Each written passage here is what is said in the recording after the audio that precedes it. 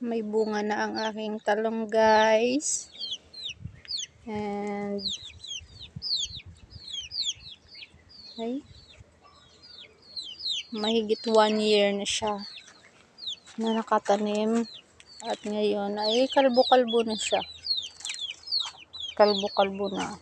Pinagtatanggalan ko kasi siya ng mga dahon, guys. Gaya nito.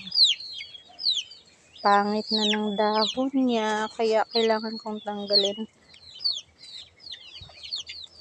Ito pa, mga naninilaw na dahon, guys. Tinatanggal ko na yan.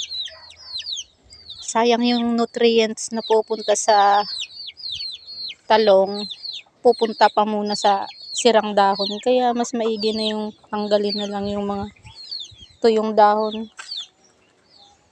Kesa sa maambunan pa sila ng nutrients na para na sa bunga. Diba? It's a easy step. Bahala na makalbo siya. Oh. At least, magpupuko siya sa bunga niya. Hello, talong.